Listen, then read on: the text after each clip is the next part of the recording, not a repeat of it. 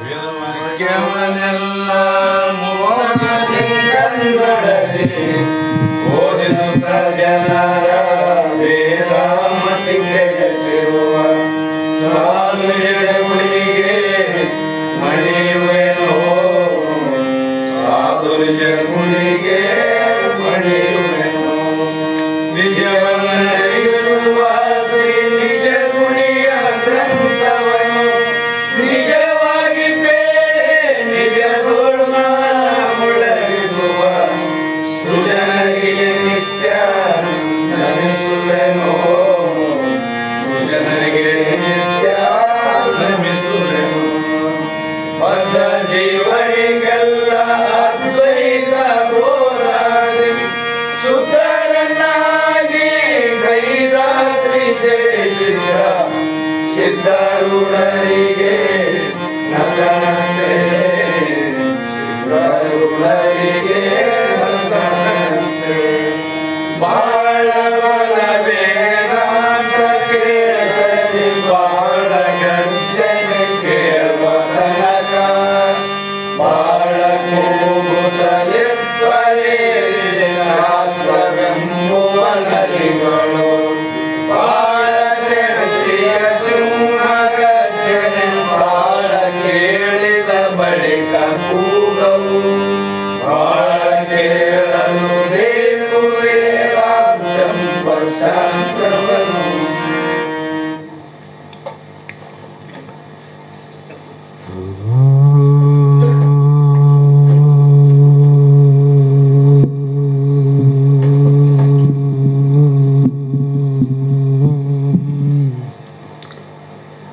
अनंत जन्म संप्राप्त कर्म बंध विदायिनी आत्मा ज्ञान प्रदानेन तस्मै श्री गुरुवे नमः.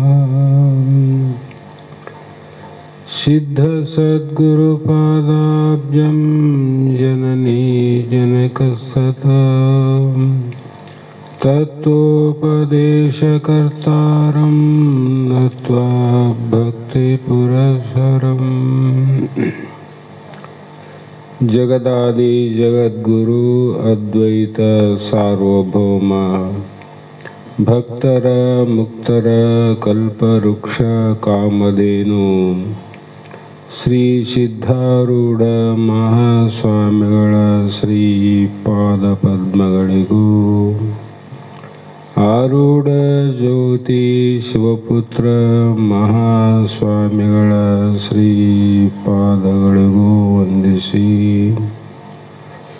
ಶ್ರೋತ್ರಿಯ ಬ್ರಹ್ಮನಿಷ್ಠ ಬ್ರಹ್ಮಲೀನ ನಿರಂತರ ಜ್ಞಾನದಾಸೋಹಿ ಸದ್ಗುರು ಬಸವಾನಂದ ಮಹಾಸ್ವಾಮಿಗಳ ಶ್ರೀ ಚರಣಗಳಿಗೂ ಅನಂತ ಅನಂತ ದೀರ್ಘ ದಂಡ ಪ್ರಣಾಮಗಳನ್ನು ಸಮರ್ಪಿಸಿ ಸದ್ಗುರು ಸಿದ್ಧಲಿಂಗಪ್ಪ ತಾತ ಕಪಗಲ್ ಇವರನ್ನು ಮನದೋಡು ಸ್ಮರಿಸಿ ತಮ್ಮೆಲ್ಲರಿಗೂ ವಂದಿಸಿ ಈ ದಿನ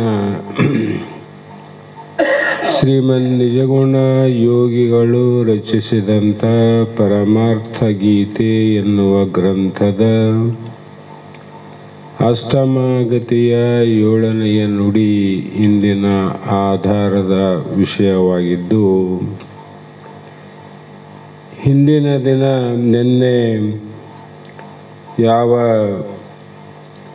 ಗುರುವಿನಿಂದ ಸುವಿಚಾರಿಣಿ ಎಂಬ ಭೂಮಿಕೆ ಉಳ್ಳವನು ಅವನ ಜಗತ್ತಿನಲ್ಲಿ ಅವನ ವ್ಯವಹಾರ, ಅವನ ಆಸೆ ಆಕಾಂಕ್ಷೆಗಳು ಏನು ಇರುತ್ತವೆ, ಏನು ಮಾಡುತ್ತಾನೆ ಅನ್ನುವುದನ್ನು ಹೇಳಿ, ನಂತರ ಆ ಗುರುವಿನ ಅರಿಯುವುದು ಎಲ್ಲವ ಮರಿದು ಎಷ್ಟು ತಿಳಿಬೇಕಾಗಿದೆ. ಯಾವುದಕ್ಕೋಸ್ಕರ ಅಂದರೆ ನಮ್ಮ ಬ್ರಹ್ಮ ಸಾಕ್ಷಾತ್ಕಾರಕ್ಕಾಗಿ, ನಮ್ಮ ಸ್ವರೂಪ ಸಾಕ್ಷಾತ್ಕಾರಕ್ಕಾಗಿ ಎಷ್ಟು ತಿಳಿಬೇಕಾಗದ ಅಷ್ಟೆಲ್ಲವನ್ನ ತಿಳಿದು ಅಂತ. ಎಲ್ಲವನ್ನು ತಿಳಿಬೇಕು. ಕಾರಣ ಏನಂದರೆ, ಯಾವ 4 ವೇದಗಳಲ್ಲಿ ಕೂಡ 3 ಭಾಗದಂತೆ 12 ಭಾಗದಿಂದ ಕೂಡಿದ್ದು ಯಾವ ಮಹಾವಾಕ್ಯಗಳ ಸಾರಾಂಶ. ಒಂದೊಂದರಲ್ಲಿ ಕರ್ಮಕಾಂಡ, ಭಕ್ತಿಕಾಂಡ, ಜ್ಞಾನಕಾಂಡ. ಈ ಪ್ರಕಾರ 4 ವೇದಗಳ 12 ಭಾಗದ ವಿಚಾರವನ್ನು ಮಾಡಿಕೊಂಡು ಆ ಗುರುವಿನಿಂದ ಏನು ತಿಳಿಬೇಕಾಗಿದೆ ಅಂದರೆ, ಬ್ರಹ್ಮಜ್ಞಾನಕ್ಕೆ ಕಾರಣವಾದಂಥ ಯಾವ ವೇದದ ಜ್ಞಾನಕಾಂಡದ ಶಿರೋಭಾಗದಲ್ಲಿರುವಂಥ ಮಹಾವಾಕ್ಯಗಳನ್ನು ತಿಳಿಬೇಕು ನಾವು. ಎಲ್ಲಿವರೆಗೂ ಮಹಾವಾಕ್ಯಗಳನ್ನು ತಿಳಿಯೋದಿಲ್ಲೋ ಅಲ್ಲಿವರೆಗೂ ಆತ್ಮಜ್ಞಾನಕ್ಕೆ ಯಾವುದೇ ಮಾರ್ಗ ಸಾಧನೆ ಆಗಲಿಕ್ಕೆ ಸಾಧ್ಯ ಇಲ್ಲ. ಹಾಗಾಗಿ ಆ ತತ್ವಮಸಿ ಮಹಾವಾಕ್ಯಾರ್ಥವನ್ನು ಬೋಧಿಸುವನು ಆ ಗುರು ಆ ಶಿಷ್ಯನಿಗೆ. ಬಾರಪ್ಪ, ನಿನಗೇನು ತಿಳಿಬೇಕಾಗಿತ್ತಲ್ಲ ಅದನ್ನು ತಿಳಿಸ್ತೀನಿ ಅಂಥೇಳಿ ತತ್ವಮಸಿ ಮಹಾವಾಕ್ಯವನ್ನು ಉಪದೇಶ ಮಾಡುತ್ತಾನೆ ಸದ್ಗುರುಗಳು ಆ ಸಚ್ಚಿಷ್ಯನಿಗೆ. ಮಾಡಿದ ನಂತರ ಆ ಮಹಾವಾಕ್ಯದಲ್ಲಿ ಸರಳವಾದಂಥ ವಿಚಾರಗಳು ಸಾಮಾನ್ಯ ಜನತೆಗೆ ಅರ್ಥವಾಗದೆ ಎಷ್ಟೋ ಜನಕ್ಕೆ ವ್ಯರ್ಥ ಆಗಿ ಹೋಗಿದೆ. ಕಾರಣ ಏನಂದರೆ, ಆ ಮಹಾವಾಕ್ಯದಲ್ಲಿ ಲಕ್ಷಾರ್ಥ ವಾಚ್ಯಾರ್ಥ ಅನ್ನುವಂಥ 2 ಭಾಗ ಉಂಟು. ನಾವು ಊರಿಗೆ ಹೋಗ್ತೀವಿ ಅಂದರೆ ಸಾಕು, ನಮ್ಗೆ ಅದಕ್ಕೆ ಇನ್ನೊಂದು ಏನು ತಿಳಿದ್ಬೇಕಾಗಿಲ್ಲ, ಊರಿಗೆ ಹೊಂಟಾನಂದ್ಬಿಡ್ತೀವಿ ನಾವು. ಬರ್ತಾರಂತ ಅಷ್ಟೇ, ಅದಕ್ಕೇನು ಸಂಶಯ ಏನಿಲ್ಲ. ಆ ವಾಕ್ಯದಲ್ಲಿ ಯಾರಿಗೂ ಸಂಶಯ ಇಲ್ಲ. ಅದರ ಮಹಾವಾಕ್ಯದಲ್ಲಿ ಅತ್ಯಂತ ಗುಪ್ತ ಗುಂಬ ರಹಸ್ಯವಾಗಿರ್ತಕ್ಕಂಥ ಅರ್ಥಗಳುಂಟು. ಆ ಅರ್ಥಗಳನ್ನು ಹೇಳ್ತಾನ ಆ ಸದ್ಗುರು. ಆವಾಗ ಆ ತತ್ವಮಸೀತಿ ಮಹಾವಾಕ್ಯಕ್ಕೆ ತತ್ವಮಸೀತಿ ಪದಂಗಳವಕ್ಕೆ ಶಿವಜೀವ ಐಕ್ಯ ಕ್ರಮದಿಂದ ಅರ್ಥ ಅವು ಮತ್ತಂ ವಾಚ್ಯಂ ಲಕ್ಷಾರ್ಥ. ಮಾಯಾ ಉಪಹಿತ ತತ್ಪದ ವಾಚ ಕಾಯದುಪಹಿತ ತಂಪದ ವಾಚ ಪರತರ ಬೊಮ್ಮವೆ ತತ್ಪದ ಲಕ್ಷ ತೂರ್ಯ ನಿಜಾತ್ಮಯ ತಂಪದ ಲಕ್ಷ. ಉಭಯ ಪದದ ಆಚಾರ್ಥವ ಬಿಟ್ಟು ಶುಭ ಲಕ್ಷಾರ್ಥವ ಲಕ್ಷಿಸಿಕೊಟ್ಟು ಚಿದ್ ಅಖಂಡಿಕ ರಸವ ಅರುಹಿಪದು ಅದು ತಾನು ಅಸಿಪದದ ಅರ್ಥವೆನಿಪದು. ತತ್ವಮಸಿ ಮಹಾವಾಕ್ಯದಲ್ಲಿ ನಿಜವಾದ ಅರ್ಥ ಏನಿದೆ ಅನ್ನುವುದನ್ನು ಈ ನುಡಿಯಲ್ಲಿ ಹೇಳ್ತಾರೆ. ತತ್ವಮಸಿ ಎಂಬ ಮಹಾವಾಕ್ಯ ಇದು ತತ್ವಮಸಿ ಮಹಾವಾಕ್ಯ ಎಲ್ಲಿ ಇದೆ ಅಂತ ಮೊದಲು ನಾವು ತಿಳ್ಕೋಬೇಕು. ಇದು ಸಾಮವೇದದ ಶಾಖೆಯಾದಂಥ ಚಾಂದೋಗ್ಯ ಉಪನಿಷತ್ತಿನಲ್ಲಿ ಅಂತಿಮ ತತ್ವಮಸಿ ಮಹಾವಾಕ್ಯ ಅದರಲ್ಲಿ ಉಂಟು. ಎಲ್ಲಿ? ಚಾಂದೋಗ್ಯ ಉಪನಿಷತ್ತಿನಲ್ಲಿ. ಈ ಚಾಂದೋಗ್ಯ ಉಪನಿಷತ್ತು ಕೂಡ 108 ಜ್ಞಾನಕಾಂಡದ ಉಪನಿಷತ್ತಿನಲ್ಲಿ ಚಾಂದೋಗ್ಯ ಉಪನಿಷತ್ತು ಒಂದು. ಈ ಚಾಂದೋಗ್ಯ ಉಪನಿಷತ್ತಿಗೆ ಇನ್ನೂ ಕೆಲವು ಉಪನಿಷತ್ತುಗಳು ಸೇರಿ ದಶೋ ಉಪನಿಷತ್ತು ಅಂತ ಮತ್ತೆ ಭಾಗ ಮಾಡಿದರು. ಕಾರಣ ಯಾಕಂದರೆ ಯಾವ ವೇದದ 108 ಜ್ಞಾನಕಾಂಡದ ಪರವಾಗಿ ಇರುವಂಥ ಉಪನಿಷತ್ತುಗಳು ಅವುಗಳೆಲ್ಲವನ್ನ ಅರಿಯಲಿಕ್ಕೆ ತಿಳಿಯಲಿಕ್ಕೆ ಒಂದು ಜನ್ಮದಲ್ಲಿ ಅಸಾಧ್ಯವಾದ ಮಾತು. ಓದಬಹುದು, ಕೇಳಬಹುದು, ಇಲ್ಲಂತರ್ಥ ಅಲ್ಲ. ಅದರ ಸಾರಾಂಶವನ್ನು ಅರ್ಥಕ್ಕೆ ಬರುವಂತೆ ತಿಳಿಸುವಂಥ ಮಹಾವಾಕ್ಯಗಳು ಯಾವುವು ಅಂದರೆ ದಶೋಪನಿಷತ್ತು, ಆ ದಶ ಉಪನಿಷತ್ತಿಗೆ ಆಚಾರ್ಯ ಶಂಕರರು ಭಾಷ್ಯವನ್ನು ಬರೆದು ಅದರ ನಿಜವಾದ ಸರಳ ಕಿರಣವನ್ನು ಮಾಡಿ ಸಾಮಾನ್ಯರಿಗೂ ಅರ್ಥವಾಗುವಂಥ ವಿಶೇಷ ವ್ಯಾಖ್ಯಾನವನ್ನು ಮಾಡಿದವರು ಆಚಾರ್ಯ ಶಂಕರರು. ಆ ಉಪನಿಷತ್ತಿನಲ್ಲಿ ತತ್ವಮಸಿ ಅನ್ನುವಂಥ ಮಹಾವಾಕ್ಯ ಉಂಟು. ಉಳಿದೆಲ್ಲ ವಾಕ್ಯಗಳು ತತ್ವಮಸಿ, ತತ್ತ, ತ್ವಮ್ಮು, ಅಸಿ ಅಂತ ಮೂರು ಆವಲ್ಲಿ. ಅವಕ್ಕೆ ಮಹಾವಾಕ್ಯ ಅಂದ್ರೆ ನೋಡ್ರಿ.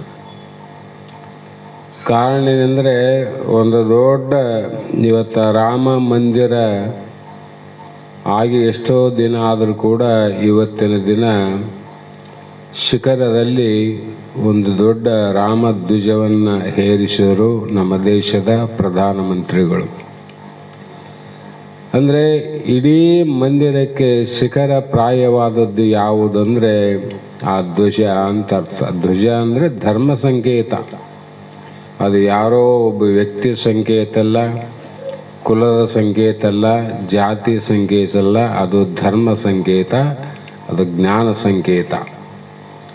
ಹಾಗಾಗಿ ಅದರಲ್ಲಿ ಮೂರು ಪದಗಳು ಉಂಟು. ತತ್ ಅನ್ನೋದೊಂದು, ತೊಮ್ ಅನ್ನೋದೊಂದು, ಅಸಿ ಅನ್ನುವಂಥ ಮೂರು ಪದಗಳು ಉಂಟು. ತತ್ಪದಕ್ಕೆ ಏನಂತ ಕರೆದ್ರು ಅಂದರೆ ಶಿವ ಅಂದರು. ಶಿವ ಅಂದರೆ ತತ್ ಅಂದರೆ ಶಿವ. ತೊಮ್ ಅಂದರೆ ಯಾರು? ಜೀವ. ಜೀವ ಅಂದರೆ ತೊಮ್ಮು ಅಂದರೆ ಜೀವ. ಅಸಿ ಪದದ ಅರ್ಥವೇನೆಂದರೆ ಶಿವಜೀವರ ಏಕತ್ವವೇ ಅಸಿ ಪದದ ಅರ್ಥ. ಇವು ಮೂರು ಉಂಟದರಲ್ಲಿ.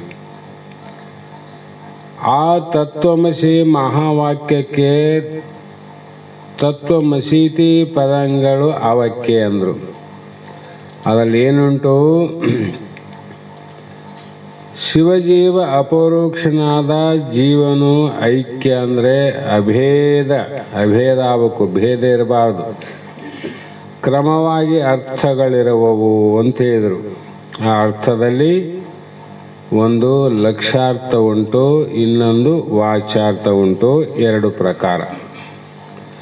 ಮಾಯಾದುಪಹತಿ ಅಂದರೆ ಮಾಯಾ ಉಪಾದಿಯಿಂದ ಗೂಡಿದ ಚೈತನ್ಯವು ತತ್ಪದ ವಾಚ್ಯ ಅಂದರೆ ತತ್ಪದದ ಶಕ್ಯಾರ್ಥವು ವಾಚಾರ್ಥವು ಅಂತ.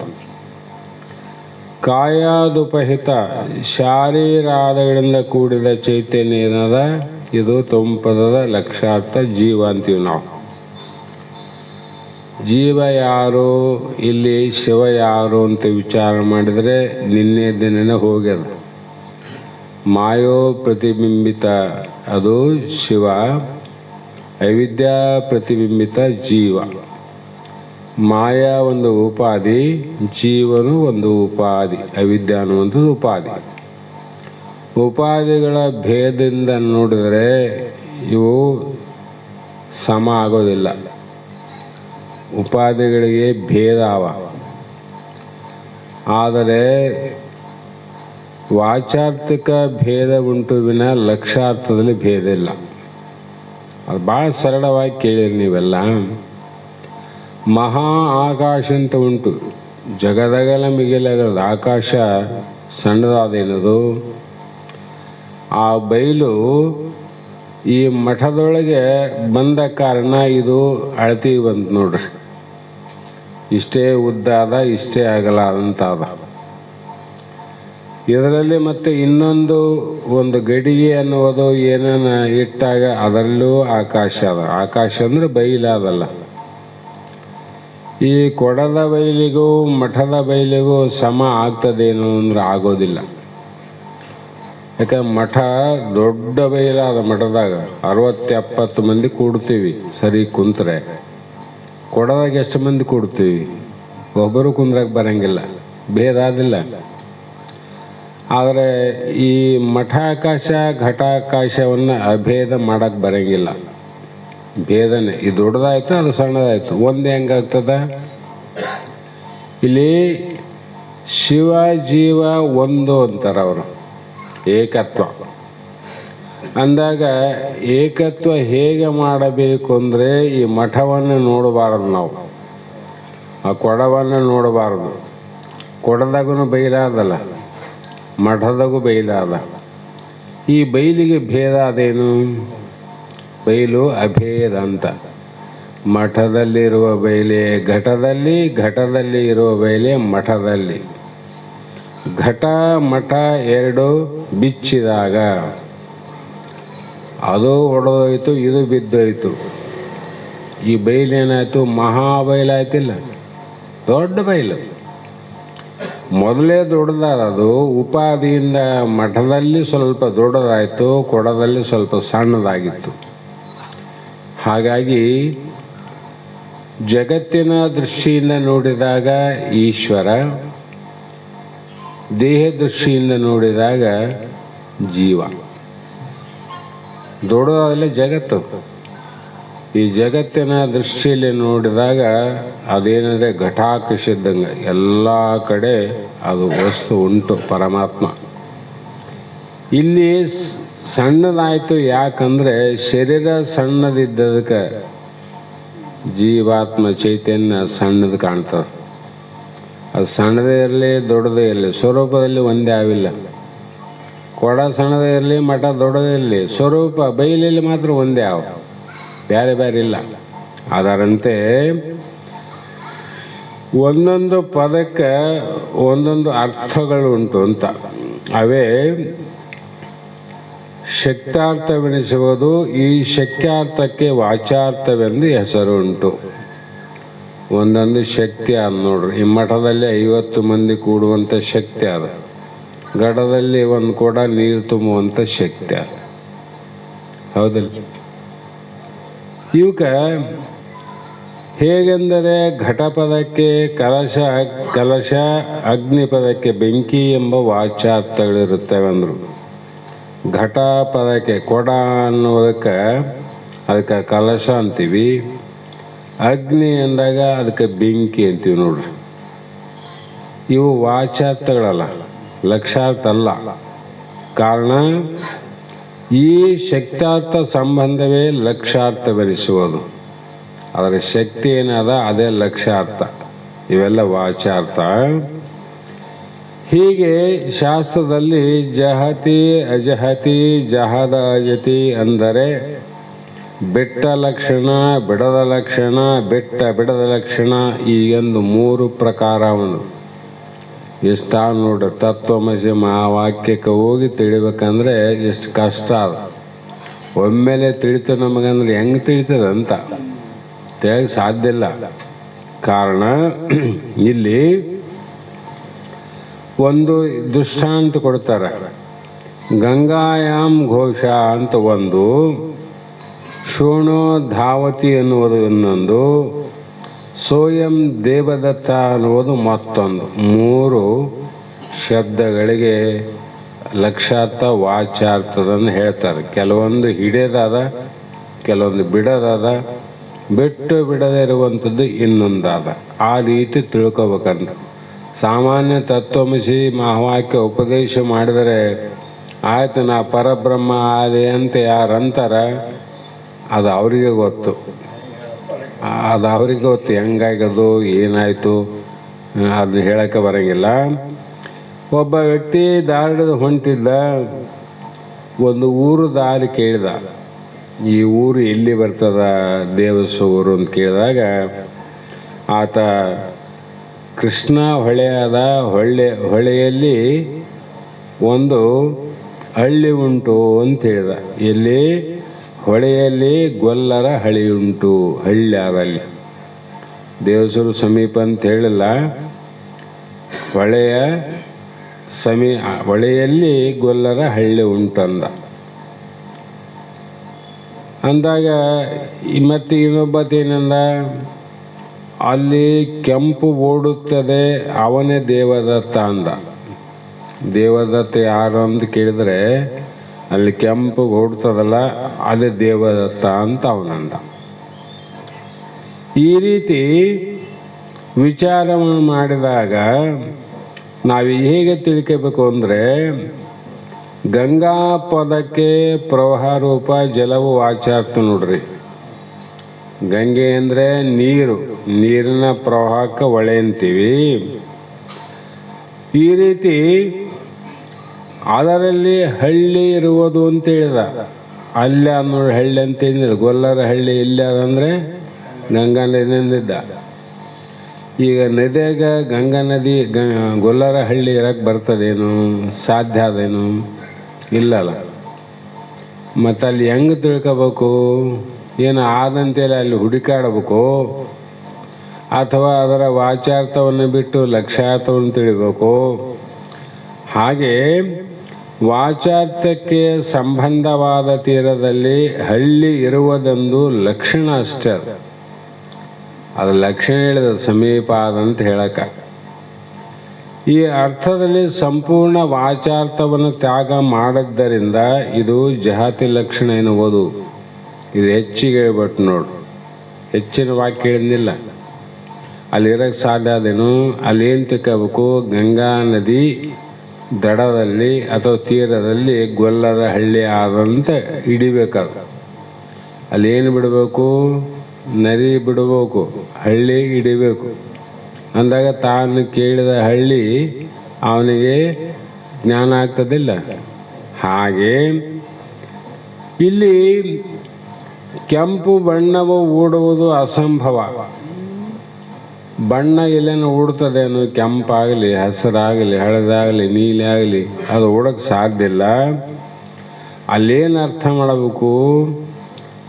ದೇವದತ್ತ ಏನು ಮಾಡಿದ್ದ ಅಂದರೆ ಒಂದು ಕೆಂಪು ಬಣ್ಣದ ಕುದುರೆ ಮೇಲೆ ಕುಂತು ಹೋಗ್ತಿದ್ದ.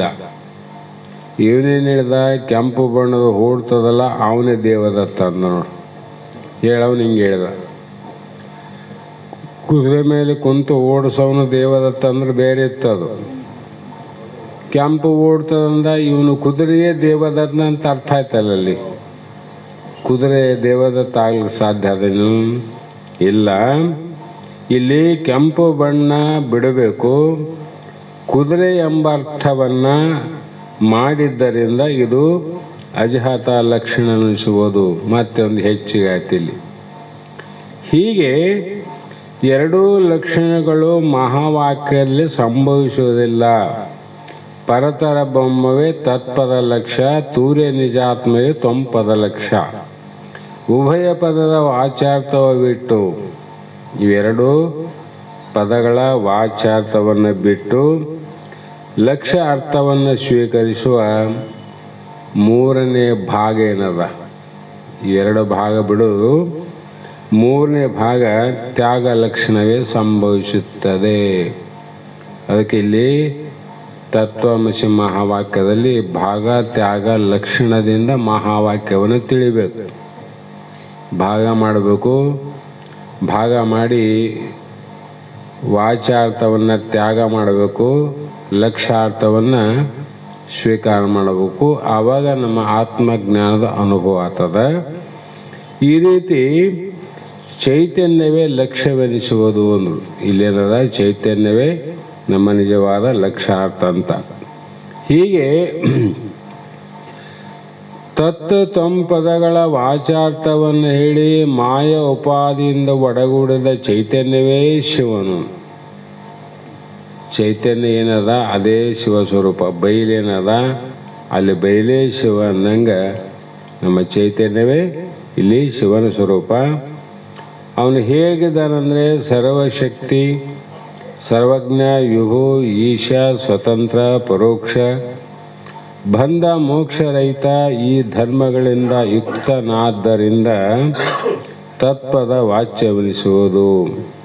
ಇವೆಲ್ಲ ಸರ್ವಶಕ್ತಿ, ಸರ್ವಜ್ಞತ್ವ, ವಿಭು, ಈಶ್ವರ, ಸ್ವತಂತ್ರ, ಪರೋಕ್ಷ, ಬಂಧ ಮೋಕ್ಷ ಯಾರಿಗೆ ಹೇಳ್ತೀರಿ? ಚೈತನ್ಯಕ್ಕೆ ಅವೇ. ನೀವು ಚೈತನ್ಯಕ್ಕೆ ಬಂಧ ಇಲ್ಲ, ಮೋಕ್ಷ ಇಲ್ಲ. ಅದು ಸ್ವತಂತ್ರನಲ್ಲ, ಪರತಂತ್ರನಲ್ಲ. ಅದು ಈಶ್ವರನಲ್ಲ, ಜೀವನವಲ್ಲ. ಅದು ದೊಡ್ಡದನಲ್ಲ, ಸಣ್ಣದನಲ್ಲ. ಅದು ಅಲ್ಪಜ್ಞನಲ್ಲ, ಸರ್ವಜ್ಞನಲ್ಲ. ಧರ್ಮ ಕರ್ಮಗಳು ಒಂದು ಇಲ್ಲವು. ಅಂಥದ್ದೇನದ ಇವೆಲ್ಲ ಬಂದವಲ್ಲ ಯಾರಿಗೆ ಅಂದರೆ ಇದು ವಾಚಾರ್ಥ ಅಷ್ಟೇ. ಇವು ವಾಚಾರ್ಥ ಲಕ್ಷ್ಯಾರ್ಥ ಅಲ್ಲ. ಅದಕ್ಕಾಗಿ ವಿರುದ್ಧವಾಗಿ ಏನು ಮಾಡಬೇಕು? ನಾನು ಈ ವಿರುದ್ಧವಾಗಿ ಹೇಳಿದ್ನಲ್ಲ, ಪರಮಾತ್ಮ ಅಸಂಗ. ಅಸಂಗ ಯಾರಿಗೆ ಅಸಂಗ? ಪರಮಾತ್ಮ ಅಂದರೆ ಮೊದಲು ಮೋಕ್ಷಾರ್ಥಗಳು ವಿಚಾರವನ್ನು ಮಾಡ್ತಕ್ಕಂಥ ಮುಖ್ಯವಾದ ವಿಷಯ ಏನಂದರೆ ಇದು ದೇಹಕ್ಕೆ ಅಸಂಗ ಅಂತ ತಿಳ್ಕೋಬೇಕು ನಾವು. ದೇಹಕ್ಕೆ ಶರೀರಕ್ಕೆ ಅಸಂಗ ನಾವು. ಶರೀರಕ್ಕೆ ನಮ್ಮ ಚೈತನ್ಯಕ್ಕೆ ಸಂಬಂಧನೇ ಇಲ್ಲ. ಬೈಲಿಗೂ ಈ ಮಠಕ್ಕೆ ಏನು ಸಂಬಂಧ ಅದೇನು? ಕೊಡಕ್ಕೂ ಕೊಡದಲ್ಲಿರ್ತಕ್ಕಂಥ ಬೈಲಿಗೆ ಏನು ಸಂಬಂಧ ಅದೇನು? ಏನು ಸಂಬಂಧ ಇಲ್ಲ. ಅವೆಲ್ಲ ಉಪಾಧಿ ಸಂಬಂಧ. ಗೋಡೆ, ಮಠದ ಗೋಡೆಗೆ ಸಂಬಂಧ, ಕೊಡಕ್ಕೆ ಸಂಬಂಧ. ಕೊಡ ಅದು ಹೊಡಿತದ, ಮಠ ಬೀಳ್ತದ. ಅದರ ಬೈಲು ಹೊಡೆಯೋದಿಲ್ಲ, ಮಠದೊಳಗಿನ ಬೈಲು ಬೀಳೋದಿಲ್ಲ ಅಂತ ಅರ್ಥ. ಅದು ಅಸಂಗ, ಅದ್ವಯ, ನಿರುಪಾಧಿಕ. ತಿಳಿದವರಿಗೆ ಅಸಂಗ, ತಿಳಿಲಾರ್ದವ್ರಿಗೆ ಸಂಘ ಅದೇನು ಅಂದರೆ ಹಂಗಿಲ್ಲ. ನೀ ತಿಳಿಲಾರ್ದಂಥ ಅಜ್ಞಾನಿಗೂ ನೀನು ಅಸಂಗನಾಗಿದ್ದಿ ನಿನ್ನ ದೇಹಕ್ಕೆ. ತಿಳಿಯುವಂಥ ನಮಗೂ ಕೂಡ ಅಸಂಗವಾಗಿವಿ ನಮ್ಮ ದೇಹಕ್ಕೆ. ತಿಳಿಸುವವರು ಕೂಡ ಅವರ ದೇಹಕ್ಕೆ ಅಸಂಗವಾಗಿರುವಿನ ಯಾರು ದೇಹದಲ್ಲಿ ಕೂಡಿಲ್ಲ. ಅಂದಾಗ ನಮಗೆ ಯಾಕೆ ಬಂಧ ಆಗ್ಯದ ಅಂತ ವಿಚಾರ ಬಂತಲ್ಲ. ನಾವೆಲ್ಲ ಅಸಂಖ್ಯಗಳು ಅಂದರೆ ಬ್ರಹ್ಮಸ್ವರೂಪಿಗಳೇ. ಅದು ಈ ದುಃಖ, ಈ ಕಷ್ಟಗಳು, ಈ ಭಯ ಭೀತಿ ಯಾಕೆ ಬಂದು ನಮಗಂದರೆ ಅದು ತಿಳಿಲಾರ್ದಕ್ಕೋಸ್ಕರ ಬಂದದ ವಿನ ತಿಳಿದ್ರೆ ಬಂದಿಲ್ಲ. ತಿಳಿಲಾರ್ದ ಕಾರಣ ದೇಹವೇ ನಾನು ಅಂತ ಭ್ರಮೆಗೊಂಡು ಭ್ರಾಂತಿಗೊಂಡು, ದೇಹ ಹುಟ್ಟಿದರೆ ನಾನು ಹುಟ್ಟಿದೆ, ದೇಹ ಬೆಳೆದರೆ ನಾನು ಬೆಳೆದೆ, ದೇಹ ಕ್ಷೀಣವಾದರೆ ನಾನು ರೋಗಿಯಾದೆ, ದೇಹ ಬಲಿಷ್ಠವಾದರೆ ನಾ ತೇಜನಾದೆ. ಇವೆಲ್ಲ ವಿಚಾರಗಳು ನಮ್ಮಲ್ಲಿ ಬಂದವಲ್ಲ. ಯಾವ ದೃಷ್ಟಿಯಿಂದ ಬಂದವು ಅಂದರೆ ದೇಹ ದೃಷ್ಟಿ ಅಲ್ಲ. ಇವೆಲ್ಲ ದೇಹಕ್ಕೆ ಸಂಬಂಧ ಇಲ್ಲ ಅಂತಲ್ಲ. ದೇಹಕ್ಕೆ ನೀನು ಅಸಂಗ ಅಂತ ನಿನಗಾಯಿತು ಜ್ಞಾನ ಅಂದರೆ ಇದಕ್ಕೆ ಏನಾದರೂ ಏನಂತ. ದೇಹ ಅದು ಪುಷ್ಟಿಯಿಂದ ಕೂಡಿದ್ರೂ ಅವನಿಗೆ ಸಂಬಂಧ ಇಲ್ಲ, ಕ್ಷೀಣ ಆದರೂ ಕೂಡ ಅವನಿಗೆ ಸಂಬಂಧ ಇಲ್ಲ, ಆರೋಗ್ಯವಾಗಿದ್ದರೂ ಸಂಬಂಧ ಇಲ್ಲ, ಅನಾರೋಗ್ಯವಾಗಿದ್ರೂ ಸಂಬಂಧ ಇಲ್ಲ, ಹುಟ್ಟಿದ್ರೂ ಸಂಬಂಧ ಇಲ್ಲ, ಸತ್ತರೂ ಕೂಡ ಅವನಿಗೆ ಸಂಬಂಧ ಇಲ್ಲ. ಯಾರಿಗೆ ಸಂಬಂಧ ಇಲ್ಲ? ತಿಳಿದಂಥವನಿಗೆ ಸಂಬಂಧ ಇಲ್ಲ ಅಂತನ ಅವನು ದುಃಖದಿಂದ ಕಡೆಗೆ ಆಗ್ತಾನಷ್ಟೆ. ದೇಹಕ್ಕೆ ಬರುವಂಥ ಧರ್ಮ ಕರ್ಮಗಳು ಬಿಡುಗಡೆ ಆಗ್ತಾವಂತ ಎಂದೂ ತಿಳ್ಕೊಬೇಡ್ರಿ. ಶಾಸ್ತ್ರ ಕೇಳಿದ್ವಿ, ಶರಣರ ಪಾದಕ್ಕೆ ಬಿದ್ದೀವಿ, ಮಹಾತ್ಮರ ಸಂಘವನ್ನು ಮಾಡಿದೀವಿ, ಬಹಳಷ್ಟು ಅದರೊಳಗೆ ನಾವು ಮುಳುಗೀವಿ ಅಂತ ತಿಳಿದ್ರು ಕೂಡ ನಾವು ಆ ರೀತಿ ಆತ್ಮಜ್ಞಾನ ಕೊನೆ ಆಯ್ತಂತ ಏನು ತಿಳ್ಕೊಬಾರ್ದು. ಆಗೋದಿಲ್ಲ. ಯಾಕಂದರೆ ಅವು ಯಾರಿಗೂ ದೇಹದ ಧರ್ಮಗಳು ಬಿಟ್ಟಿಲ್ಲ ಅಂತ. ಅಜ್ಞಾನಿಗೂ ದೇಹ ಧರ್ಮ. ಅಜ್ಞಾನ ಹುಟ್ಟಾನ, ಅವನು ದೇಹ ಬೆಳೀತದ, ಅವನು ಉಣ್ತಾನ, ತಿಂತಾನ, ಕರ್ಮ ಮಾಡ್ತಾನ, ಕೊನೆಗೆ ಒಂದು ದಿವಸ ಅವನು ಸತ್ತು ಹೋಗ್ತಾನ. ತಿಳಿಯುವಂಥ ಜ್ಞಾನಿಗಳೇನಾರ ಅವರು ಕೂಡ ಒಂದು ದಿನ ಈ ಲೋಕವನ್ನು ಬಿಟ್ಟು ಹೋಗ್ತಾರೆ. ಮತ್ತು ತಿಳಿದವ್ರಿಗೂ ತಿಳಿಲಾರ್ದವ್ರಿಗೆ ಏನು ವ್ಯತ್ಯಾಸ? ಒಂದು ಬೇಕಲ್ಲ.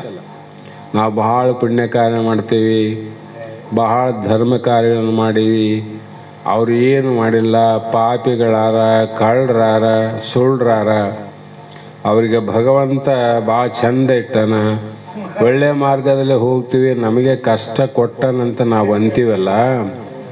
ಇದು ಆ ಥರದಿಂದ ನೇಮ ಮಾಡಿಲ್ಲ. ಇಲ್ಲಂದ್ರೆ ಧರ್ಮವೇ ನಾಶ ಆಗ್ತಿತ್ತು, ಉಳಿತಿದ್ದಿಲ್ಲ. ಅದು ಯಾಕಂದರೆ ಹಿಂದಿನ ಜನ್ಮದಲ್ಲಿ ಮಾಡಿದ ಪುಣ್ಯದ ಫಲದಿಂದ ಅದು ಇರೋ ತನ ಅವ್ರು ಏನು ಕಳ್ಳನೇ ಮಾಡಲಿ, ಸುಳ್ಳನೇ ಹೇಳಿ, ಕೊಲೆನೇ ಮಾಡಲಿ, ಏನು ಮಾಡಿದರೂ ಕೂಡ ಹಿಂದಿನ ಪುಣ್ಯ ಮುಗಿತಾನ ಅವನು ಸಿರಿ ಸಂಪತ್ತು ಎಲ್ಲವೂ ಚಲೋ ಇರ್ತದೆ. ಯಾಕೆ ಚಲೋ ಅದಂದರೆ ಪರಿಣಿತಿ ಹಚ್ಚಿ ಅದಕ್ಕೆ ಎಣ್ಣೆ ಆದಮೇಲೆ ಎಣ್ಣೆ ಇರುತ್ತಾನೆ ಉರಿಬೇಕಲ್ಲ, ಅದು ಎಣ್ಣೆ ಇರುತ್ತಾನ ಅದು ಉರಿದೇ ಅದು. ಮತ್ತು ಪಾಪಿಗಳದ್ದು ಯಾಕೆ ತಣ್ಣಗಾಗಲಿಲ್ಲ ಅಂದರೆ ಎಣ್ಣೆ ಆಗಲ್ಲ ಪರಿಣಿತಿಯಾಗ ಎಣ್ಣೆ ಯಾವಾಗ ಮೊದಲೇ ಎಣ್ಣೆ ಹಾಕಿ ಆಮೇಲೆ ದೀಪ ಹಚ್ಚಿದ್ದಿಲ್ಲ, ಆ ಎಣ್ಣೆ ಮುಗಿಯತನ ತಣ್ಣಗಾಗೋದು. ಅವರು ಹಿಂದಿನ ಪುಣ್ಯ ಸಿರಿ ಸಂಪತ್ತು ಪುಣ್ಯ ಇರತನ ಅವರಿಗೆ ಬಡತನ ಬರೋದಿಲ್ಲ. ಆ ತೀರಿದ ಮೇಲೆ ಗೊತ್ತಾಗ್ತವ್ರಿಗೆ. ಅದು ಹಿಂದಿಂದ ಅವ್ರು ಮರ್ತಾರ. ನಾವು ಮಾಡಿದರೆ ಇದು ಬೆಳೆದದಿವಿನ ಹಿಂದಿಂದ ಯಾರು ನೋಡ್ಯಾರ ಅಂತ ಅವ್ರು ಹಿಂಗೆ ಹೊಂಟಾರ. ಯಾರು ನೋಡ್ಯಾರಪ್ಪ? ಹಾಗಾಗಿ ಯಾರಿಗೂ ಕೂಡ ದೇಹದ ಧರ್ಮ ಅಂತಕ್ಕಂಥದ್ದು ಬಿಡೋಕ್ಕೆ ಸಾಧ್ಯ ಇಲ್ಲ. ಅದು ಹಿಂದಿನ ಜನ್ಮದಲ್ಲಿ ಕರ್ಮ ಮಾಡಿ ಹುಟ್ಟಿರೋ ದೇಹ. ಹಿಂದಿನ ಜನ್ಮದ ಕರ್ಮ ಮುಗಿಯವರೆಗೂ ಈ ದೇಹದ ಧರ್ಮಗಳೇನಾವು ಎಲ್ಲರಿಗೂ ಬಂದು ಹೋಗ್ತಾವ. ಜ್ಞಾನಿಗೆ ಬಂದು ಹೋಗ್ತಾವೆ, ಅಜ್ಞಾನಿಗೆ ಬಂದು ಹೋಗ್ತಾವೆ. ಆದರೆ ಆ ಭೋಗ ಸ್ವೀಕಾರ ಮಾಡಬೇಕಾದ್ರೆ ಭಾಳ ಕಷ್ಟ. ಜ್ಞಾನಿ ಇದ್ದರೆ ಆ ಶರೀರದ ಧರ್ಮ ಕರ್ಮಗಳನ್ನು ಆನಂದವಾಗಿ ಅನುಭವಿಸ್ತಾನೆ. ಅಜ್ಞಾನಿ ಆದರೆ ಅತಗಾಂತ ತಾನೂ ಅಳ್ತಾ ಇರ್ತಾನೆ, ತಾನು ಬತ್ತಾಗಿದ್ದವನು ಅಳಿಸ್ಬಿಡ್ತಾನೆ. ಕೊನೆಗೆ ಓಣಿನೂ ಅಳ್ತದ, ಊರನ್ನೂ ಇರ್ತದೆ ನೋಡಿ. ಅದಾಗೋದಿಷ್ಟೆ. ಯಾಕಂದರೆ ತಾಳಕ್ಕಾಗೋದಿಲ್ಲ ಅಂತದು. ಹಾಗಾಗಿ ನೀನು ಹೇಗಿದ್ದಿ? ಅಸಂಗನಾಗಿದ್ದಿ ಅಂತ ಇಲ್ಲಿ ಹೇಳ್ತಾರೆ ಮಹಾತ್ಮರು. ಅಸಂಗನಾದ ಕಾರಣ ನಿನಗೆ ಅದ್ವಯನು. ಅದ್ವಯ ಅಂದರೆ ನೀನು ಒಬ್ಬನೇ ಅಂತ. ಈ ಮನೆಯಲ್ಲಿ ಮಠದಲ್ಲಿ ಬೈಲಾದಲ್ಲ, ಇಡೀ ಶಕ್ತಿನ ಯಾವ ಮನೆಗನ ಹೋಗ್ರಿ, ಯಾವ ಗುಡಿಸಲನ್ನ ನೋಡ್ರಿ, 3 ಅಂತಸ್ತಿನ ಬಿಲ್ಡಿಂಗನ್ನು ನೋಡ್ರಿ, ಟೈಪ್ 1, 2, 3, 4 ಇವೆಲ್ಲ ಮನೆಗಳೇ ಬೇರೆ ಬೇರೆ, ದೊಡ್ಡ ಸಣ್ಣವ. ಅದು ಎಲ್ಲರ ಮನೆಯಲ್ಲಿ ಇದೇ ಬೈಲ. ಅದು ಅವ್ರ ಮನೆಗೆ ಬೇರೆ ಅದ ಬೈಲು ಮಾತ್ರ ಬೇರೆ ಇಲ್ಲ. ಇದೇ ಬೈಲು ಅಲ್ಲಿ ಟೈಪು 1ರಾಗನ ಅದ, 2ರಾಗನ ಅದ, 3, 4ರಾಗನ ಅದ, 7ರಾಗನು ಅದೇ ಬೈಲ ಅದ. ಆದರೆ ಈ ಮನೆ ಆ ಮನೆಯಲ್ಲಿ ಇಲ್ಲ.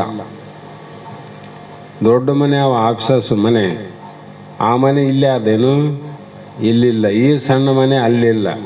ಆದರೆ ಒಳಗಿನ ಬೈಲೇನದ ಎಲ್ಲರ ಮನೆಗೆ ಅದಲ್ಲ ಬೈಲು, ಒಂದೇ ಅದಿಲ್ಲ. ಯಾಕಂದ್ರೆ ಅದು ಒಂದೇ ಅದ. ಅದ್ರಾಗ 2 ಇದ್ರೆ ಹೆಚ್ಚು ಕಮ್ಮಿ ಆಯ್ತಿತ್ತು. ಅದಂತೆ ಬ್ರಹ್ಮ ಪರಮಾತ್ಮ ಒಬ್ಬನೇ ಅನ.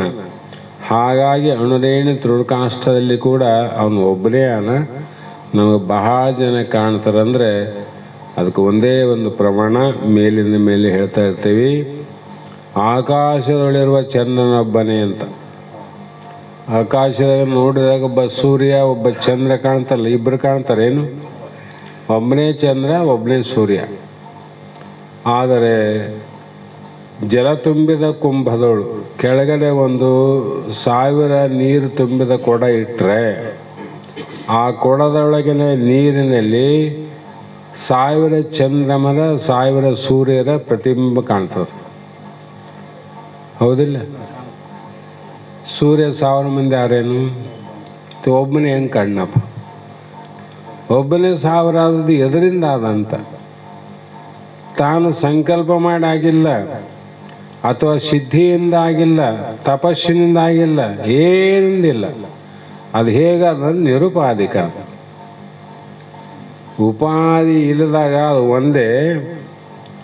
ಉಪಾಧಿ ದೃಷ್ಟಿಯಿಂದ ಕೊಡದಲ್ಲೇ ನೋಡಿರೋ 1000 ಮಂದಿ, ಮತ್ತೆ ಮೇಲೆ ನೋಡು ಒಬ್ಬನೇ, ಮತ್ತೆ ಕೆಳಗೆ ನೋಡು 1000 ಮಂದಿ.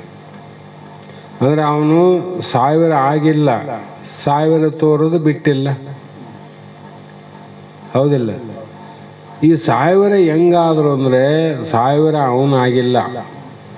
ಆ ಕೊಡಗಳಲ್ಲಿ ನೀರಾವಲ್ಲ, ಆ ನೀರಿನ ಉಪಾದಿಯಿಂದ ಆ ಚಂದ್ರ ಸೂರ್ಯರ ಪ್ರತಿಬಿಂಬ ಏನಾಯಿತು ಅಂದರೆ ಆ ಸೂರ್ಯಚಂದ್ರ ಕಂಡಂತೆ ಇಲ್ಲಿನೂ ಕಾಣ್ತಾರೆ. ಆದರೆ ಇಲ್ಲಿ ಕಾಣೋದು ಎಲ್ಲವೂ ಮಿಥ್ಯ. ಈ ಕೊಡದಲ್ಲಿ ಸೂರ್ಯಚಂದ್ರ ಸತ್ಯನ ಅವರು ಮೇಲೆ ಸತ್ಯ ಅದು. ಅಂದರೆ ಏನಾಯಿತು, ಉಪಾಧಿಯಲ್ಲಿ ತೋರಿದ ಬಿಂಬಗಳು ಮಿಥ್ಯದ, ಆ ಪ್ರತಿಬಿಂಬ ಏನದ ಸತ್ಯ ಅದ ನೋಡ್ರಿ. ಆ ಪ್ರತಿಬಿಂಬ ಸತ್ಯ ಅದಲ್ಲ. ಅದರಂತೆ ಇಲ್ಲಿ ಪರಮಾತ್ಮ ಅನ್ನೋದು ಉಪಾಧಿಯಿಂದನೇ, ಜೀವಾತ್ಮ ಅನ್ನೋದು ಉಪಾಧಿಯಿಂದನೇ. ಈ ಎರಡೂ ಉಪಾಧಿಯನ್ನು ಬಿಟ್ಟಾಗ ಅದ್ವಯ, ಅವನು ಒಬ್ಬನೇ. ಒಬ್ಬ ಇಲ್ಲ ಅಂದರೆ ಅವನಿಗೆ ಯಾರಿಗೂ ಸಂಘ ಇಲ್ಲ ಅಂತ. ಒಬ್ಬರೇ ಮನೆಯಾಗಿರ್ತಾನಪ್ಪ ಅಂತಂದ್ರೆ ಏನು, ಯಾರ ಸಂಘ ಅವನಿಗಿಲ್ಲ ಅಂತ ಅರ್ಥ ಆಯ್ತು, ಹೌದಿಲ್ಲ? ಇಲ್ಲಪ್ಪ ಒಬ್ಬರೇ ಮಠವಾಗಿರ್ತಂದ್ರೆ ಅವ್ರಿಗೆ ಯಾರು ಸಂಘ ಇಲ್ಲ ಅಂತ ಅರ್ಥ. ಇಲ್ಲೇ ನಮ್ಮ ಮನೇಲಿ ನಾವು ನಮ್ಮಟ್ಟಿಗಿದ್ರೆ ನಮಗೆ ಸಂಘ ಇಲ್ಲ ಅಂತ ಜನ ಹೇಳ್ತಾರೆ, ಹೌದಿಲ್ಲ? ಮತ್ತು ಪರಮಾತ್ಮನಿಗೆ ಅಸಂಗ ಅನ್ಬೇಕು, ಸಂಘ ಅನ್ಬೇಕು, ಯಾರು ಸಂಘ ಇಲ್ಲ ಅವನಿಗೆ. ಇವೆಲ್ಲ ಸಂಘದೋಷ ಯಾಕೆ ಬಂದವು ಅಂದರೆ ನಮ್ಮ ಉಪಾಧಿ ಅಜ್ಞಾನದಿಂದ ಸಂಘದೋಷ ಬಂದವ. ವರ್ಣ, ಆಶ್ರಮ, ಕುಲ, ಗೋತ್ರ, ಜಾತಿ ಇವೆಲ್ಲ ಯಾಕೆ ಬಂದು ಅಂದರೆ ನಮ್ಮ ಅಜ್ಞಾನ ವಿಪರೀತ ಆಯ್ತದೆ. ಆದರೂ ಕೂಡ ಈಗಿನ ಕಾಲದಲ್ಲಿ ಇನ್ನೂ ವಿಪರೀತ ನಡೆದವ, ಇನ್ನೂ ವಿಪರೀತ. ಹಾಗಾಗಿ ಆ ಪರಬ್ರಹ್ಮವೇ ತತ್ಪದಕ್ಕೆ ಲಕ್ಷಾರ್ಥ. ಆ ಪರಬ್ರಹ್ಮ ಮತ್ತು ಅದು ನಿರ್ವೀಕಾರ. ಇದು ಬಹಳ ಗಟ್ಟಿಗೆ ಆಗ್ಬೇಕು, ನಿರ್ವೀಕಾರ ಅನ್ನೋದು.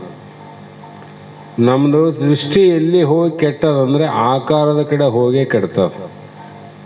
ಆಕಾರ ನೋಡಿದ್ರೆ ನಮ್ಮದು ಲಕ್ಷ್ಯ ಕೆಟ್ಟ ಹೋಗ್ತದೆ, ಬೇಕಾದಿರಲಿ. ಆಕಾರದಾಗ ಎಲ್ಲ ಬಂದು ಸತಿ, ಪುತ್ರ, ಧನ, ಕನಕ, ಜಗತ್ತು, ಉಪಾಧಿ, ವಿಷಯಾದಿ ಇವೆಲ್ಲ ನೋಡಿದಾಗ ಏನು ಅನಿಸ್ತಂದ್ರೆ ನಮ್ಮದು ಆಕಾರ ಕಡೆ ಹೋಯ್ತಿಲ್ಲ, ನಮ್ಮ ವೃತ್ತಿ ಕೆಟ್ಟು ಹೋಯ್ತು ಅಂತ ಅರ್ಥ ಮಾಡೋದು. ನಿರ್ವೀಕಾರ. ಕೂಟಸ್ಥ ಪ್ರತ್ಯಗಾತ್ಮ ಅಂತ, ಪ್ರತ್ಯೇಕವಾಗಿ ಕೂಟಸ್ಥನಾಗಿ ಎಲ್ಲವನ್ನ ಅರಿಯುವವನಾಗಿ ತೊಂಪದಕ್ಕೆ ಲಕ್ಷಾರ್ಥವಾಗಿ. ಕಾದ ಕಬ್ಬಿಣದೊಂದು ಗಟ್ಟಿಯುಂಟು. ಉದಾಹರಣೆ ಒಂದು ಹೇಗಾತವಂದರೆ, ಕಾದ ಕಬ್ಬಿಣದ ಗಟ್ಟಿಯುಂಟು. ಒಂದು ಕಬ್ಬಿಣದ ಗಟ್ಟಿ ಅದ, ಅದನ್ನು ಕಾಶಾರ ಕೆಂಪು ಕಾದದ, ಅದರೊಳಗೆ ಏನದ, ಬೆಂಕಿ ಆದಿಲ್ಲ. ಕೆಂಪಗಾಗಿದೆ ಅಂದರೆ ಬೆಂಕಿ ಆಗ್ಯದಂತ ಅದು. ಅದರೊಳಗಿನ ಅಗ್ನಿಯು ಆ ಕಬ್ಬಿಣ ಗಟ್ಟಿಯು ಆಕಾರ ಉಳ್ಳದ್ದೆಂದು ತಿಳಿದರೆ, ಬೆಂಕಿಗೆ ಆಕಾರ ಅದೇನು? ಮತ್ತು ಇಲ್ಲಿ ಆಕಾರ ಕಾಣ್ತದಿಲ್ಲ. ಕಬ್ಬಿಣ ಹೆಂಗದ ಅದೇ ಆಕಾರ ಬೆಂಕಿ ಆಗಿದೆ. ಆಕಾರ ಇವಿಲ್ಲದ ಅಗ್ನಿಗೆ ಆಕಾರ ಬಂತಲ್ಲಪ್ಪ, ಇದರಿಂದ ಬಂದದ. ಕಬ್ಬಿಣ ಹೆಂಗ ಯಾವ ಆಕಾರ ಅದ ಅದೇ ಆಕಾರ ಬಂದದ, ಅದೇ ಆಕಾರ. ಅದು ವಾಚ್ಯಾರ್ಥ ಇಲ್ಲ. ಯಾಕೆ ವಾಚ್ಯಾರ್ಥ ಅಂದರೆ ಆ ಅಗ್ನಿಗೆ ಆಕಾರನೇ ಇಲ್ಲ ಅಂದಾಗ ಇಲ್ಲಿ ಆಕಾರ ಬಂದದಂದ್ರೆ ಇದು ವಾಚ್ಯಾರ್ಥ, ಲಕ್ಷ್ಯಾರ್ಥ ಅಲ್ಲದು, ಹೌದಿಲ್ಲ? ಅದರಂತೆ ಆ ಗಟ್ಟಿಯು ಆಕಾರವನ್ನು ಬಿಟ್ಟು ಕೇವಲ ಉಷ್ಣ ಪ್ರಕಾಶವುಳ್ಳದ್ದು. ಅದು ಯಾವುದ್ರಾಗನ ಕಾಸು ಅದರ ಆಕಾರ ಆಗ್ತದೆ, ಬೆಂಕಿ. ಆದರೆ ಅದು ತನ್ನ ಸ್ವಂತದ್ದಲ್ಲ. ಸ್ವಂತ ಏನಂದರೆ ಪ್ರಕಾಶ ಮಾಡುವುದು ಮತ್ತು ಸುಡುವುದು, ಉಷ್ಣ. ಈ ಪ್ರಣತಿಯಲ್ಲಿ ಟಿವಿ ಈಗ ಇಲ್ಲಿನೂ ಉಷ್ಣ ಪ್ರಕಾಶ ಆದಿಲ್ಲ, ಮತ್ತು ಅಲ್ಲಿನೂ ಪ್ರಕಾಶ ಅದ, ಉಷ್ಣ ಅದ. ಅದು ನಿರ್ದಿಷ್ಟ ಆಕಾರ ಅದೇನದಕ್ಕೆ ಇಲ್ಲ. ಹೀಗೆ ಉಪಾಧಿಗಳಾದ ಮಾಯಾ ಅವಿದ್ಯ ಇವುಗಳ ಧರ್ಮಗೊಳ್ಳದ್ದು ಚೇತನವೆಂದು ತಿಳಿದರೆ ವಾಚಾರ್ಥ. ಮಾಯೆ ವಾಚಾರ್ಥ, ಅವಿದ್ಯೆ ವಾಚಾರ್ಥ. ಈ ಧರ್ಮಗಳನ್ನು ಬಿಟ್ಟು ಕೇವಲ ಅಸಂಗ, ಇವುಗಳನ್ನು ಬಿಟ್ಟರೆ ಅಸಂಗಲ್ಲ, ಯಾವುದು ಸಂಘ ಇಲ್ಲ ಅಂತ. ಅದ್ವಯ ಲಕ್ಷಣಾತ್ಮಕವಾದದ್ದೇ ಚೇತನವೆಂದು ತಿಳಿದರೆ ಲಕ್ಷಾರ್ಥ. ಸಾಮಾನ್ಯ ಭಾಳ ಸಲ ಹೇಳ್ತೀವಿ, ಈಗ ವಿದ್ಯುತ್ ಅಂತ ಅದು ನಿರಾಕಾರ, ಕಾಣಂಗಿಲ್ಲ, ಮುಟ್ಟಿದ್ರೆ ಗೊತ್ತಾಗ್ತದೆ, ಅದಕ್ಕೆ ಆಕಾರ ಬಂತಿಲ್ಲ. ಆ ವೈರಿನಾಗಾನು ವಿದ್ಯುತ್ ಆದಲ್ಲ, ಅಲ್ಲಿ ಯಾಕೆ ಪ್ರಕಾಶ ಬರಲ್ಲಪ್ಪ ನಮ್ಗೆ? ವಿದ್ಯುತ್ ಆದಿಲ್ಲ. ಅಲ್ಲಿ ವಿದ್ಯುತ್ ಇದ್ದಲ್ಲಿ ಬೆಳಕಿರ್ಬೇಕಲ್ಲ, ಅಲ್ಲಿ ವಿದ್ಯುತ್ ಆದ ಬೆಳಕು ಬರಂಗಿಲ್ಲ. ಯಾಕಂದರೆ ಅದು ಉಪಾಧಿ ಒಳಗೆ ಕೂಡಿದಾಗ ಮಾತ್ರ, ಉಪಾಧಿ ಯಾವ ರೀತಿ ಅವ ಅದರಂಗೆ ಅದು ಬೆಳಕು ಆಕಾರ ಆಗ್ತದೆ. ಇಲ್ಲಿ ಟೂಬಾದ ಟೂಬಿನ ಆಕಾರ ಬೆಳಕಾದ, ಇಲ್ಲಿ ಸಣ್ಣದಾದ ಇದರ ಆಕಾರ ಬೆಳಕಾದ, ಸಣ್ಣ ಲೈಟ್ ಜೀರೋ ಆದ ಅದರ ಆಕಾರ ಬೆಳಕಾದ. ಬೆಳಕಿಗೆ ಆಕಾರ ಅದೇನು ಇಲ್ಲ, ಆದ್ರೂ ಆಕಾರ ಬಂತಲ್ಲ. ಈಗ ಎದರಿಂದ ಬಂತು? ಉಪಾಧಿ. ಇದು ಟೂಬ್ ಹಾಕಿವಿ, ಇಲ್ಲಿ ಇನ್ನೊಂದು ಹಾಕಿವಿ, ಅಲ್ಲಿ ಇನ್ನೊಂದು ಹಾಕಿವಿ, ಅದರ ಆಕಾರನೇ ಆಗ್ತದೆ, ಅದರ ಆಕಾರನೇ.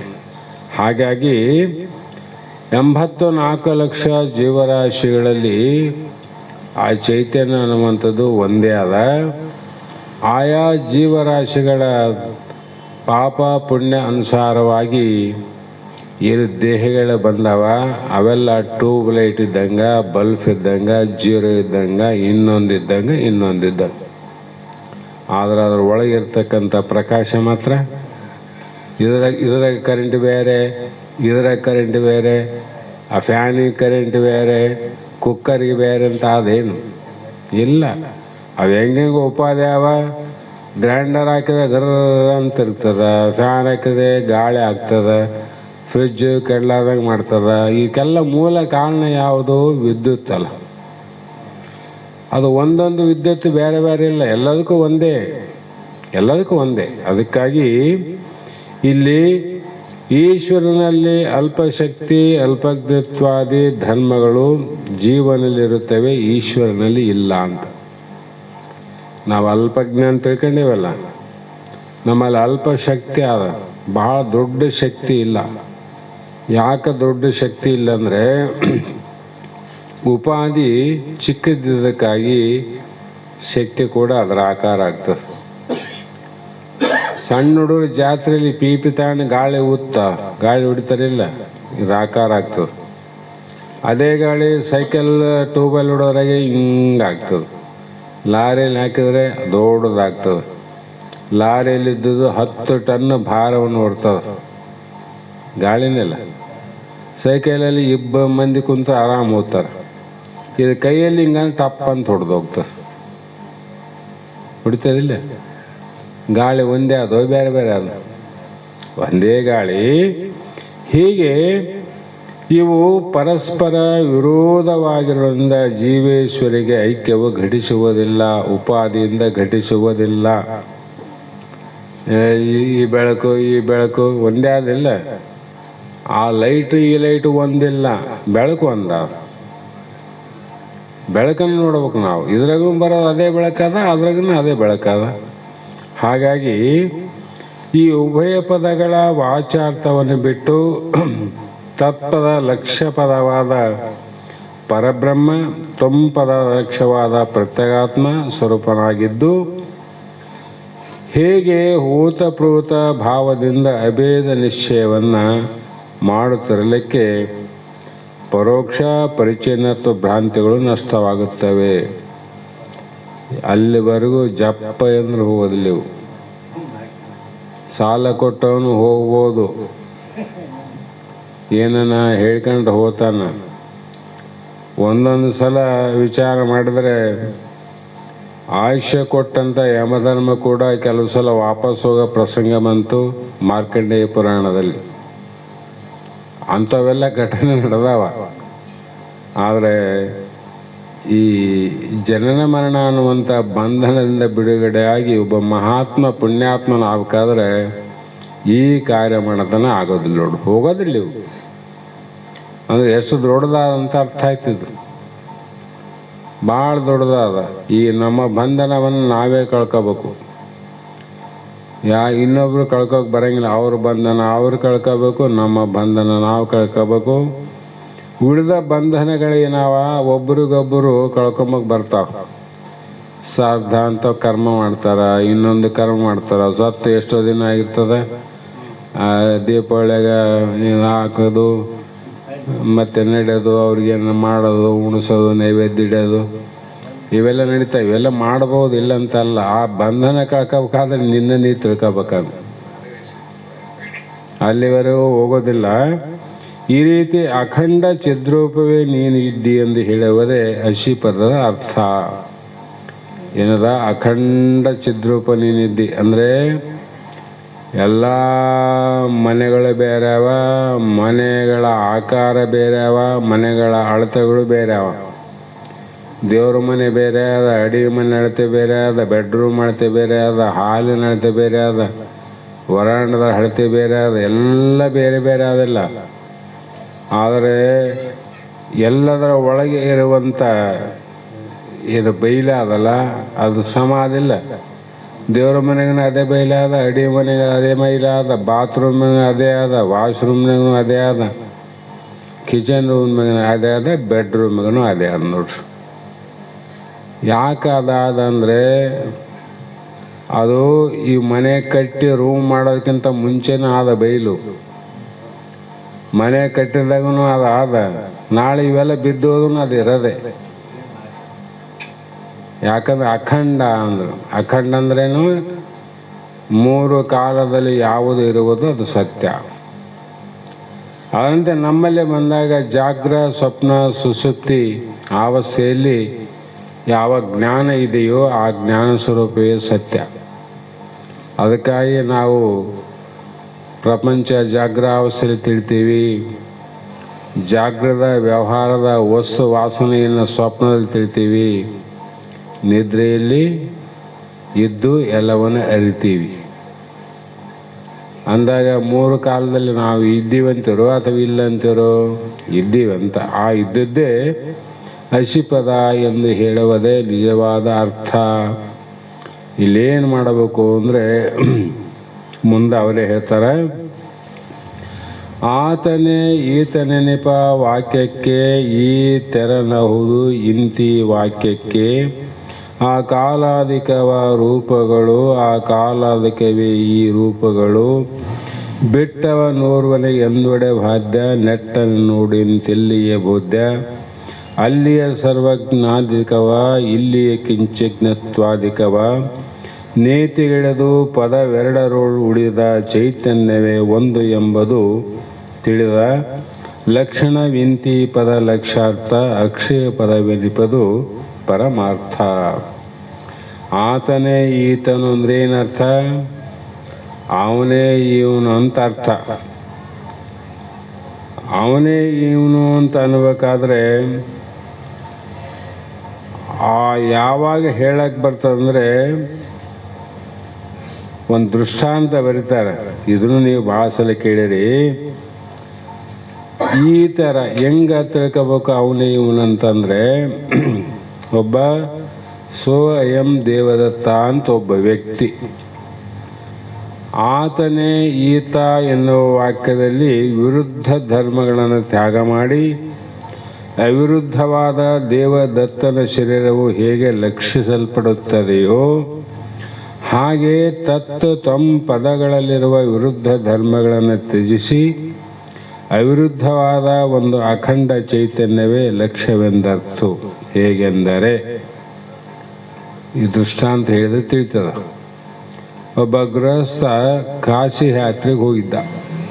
ಹೋಗಿ ಆ ಕಾಶಿ ಯಾತ್ರೆಯಲ್ಲಿ ಸಂಚಾರ ಮಾಡುವಾಗ ಆ ಊರೊಳಗಿನ ಒಬ್ಬ ದೇವದತ್ತ ಅನ್ನುವ ಹೆಸರಿನ ವ್ಯಕ್ತಿ,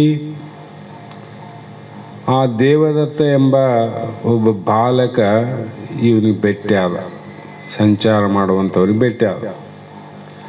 ಆ ಬಾಲಕ ಕಾಶಿಯಲ್ಲಿ ಯಾಕೆ ಇದ್ದೀನಿ ಅಂದರೆ ವಿದ್ಯಾಭ್ಯಾಸಕ್ಕಾಗಿ ಇದ್ದೀನಿ, ವಿದ್ಯಾರ್ಥಿ ಅಂತ ಹೇಳಿದ. ಈ ವೃತ್ತಾಂತವನ್ನು ಬಾಲಕನ ಮುಖದಿಂದ ಕೇಳಿ ಭಾಳ ದಿನ ಸಂಚಾರ ಒಟ್ಟಿಗೆ ಮಾಡಿದರು. ಕಾಶಿ ಯಾತ್ರೆಯನ್ನು ಮುಗಿಸಿಕೊಂಡು ಆ ಗೃಹಸ್ಥ ತನ್ನ ಊರಿಗೆ ವಾಪಸ್ ಬಂದ. ಕೆಲವು ದಿನ ಸುಮಾರು ವರ್ಷಗಳ ಆದ ನಂತರ ಆ ದೇವದತ್ತ ಆ ಕಾಶಿಯಲ್ಲಿ ಅಭ್ಯಾಸವನ್ನು ಮುಗಿಸಿ ತನ್ನ ಗ್ರಾಮಕ್ಕೆ ವಾಪಸ್ ಬಂದ. ಯಾರು? ಕಾಶಿ ಯಾತ್ರೆಗೆ ಹೋದವನು ಬಂದ. ಭಾಳ ದಿನ ಆದಮೇಲೆ ಹುಡುಗ ಅಭ್ಯಾಸ ಮುಗಿಸ್ಕೊಂಡು ಅವನು ಬಂದ. ಆಗ ಆ ಗೃಹಸ್ಥ ಹೋಗಿದ್ನಲ್ಲ, ಸೋ ಅಯಂ ದೇವದತ್ತ, ಆ ದೇವದತ್ತನೇ ಈತನು ಎಂದು ನುಡಿದನು. ಆ ದೇವದತ್ತ ಅಲ್ಲಿ ನೋಡಿದ್ನಲ್ಲ ಕಾಶಿಯಲ್ಲಿ, ಅವನೇ ಇವನಂತ ಹೇಳಿದನು. ಇಲ್ಲಿ ಆತನು ಎಂಬ ಪದಕ್ಕೆ ಭೂತಕಾಲ, ಕಾಲ ಯಾವಾಗ ನೋಡಿದ್ದು? ಹಿಂದಿಂದು. ಕಾಶಿ ದೇಶ.